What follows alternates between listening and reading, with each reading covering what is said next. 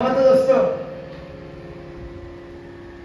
श्री शुकदेव राजा परीक्षिताला हे श्रीमद भागवत सांगत असताना दशम स्कंदातला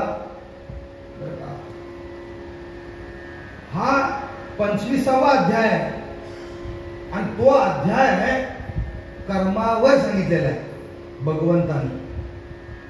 जर माणसाच्या जीवनात श्रेष्ठ काय असेल तर कर्म हे लक्षात ठेवा.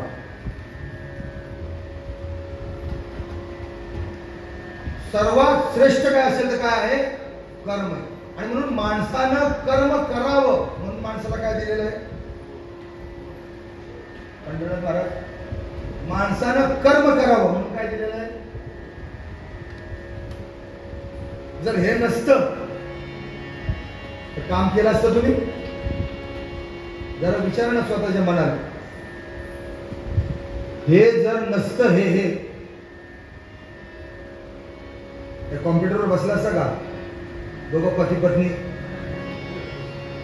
हा काय म्हणतात तुम्ही त्याला घरच्या घरी म्हणते त्याला. नाही लॅपटॉप नाही होम फ्रॉम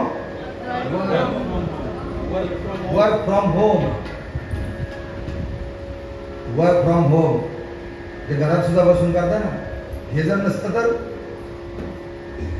पण भगवंताने हे दिलं कशासाठी. काम करावो काम करा कामावरती प्रेम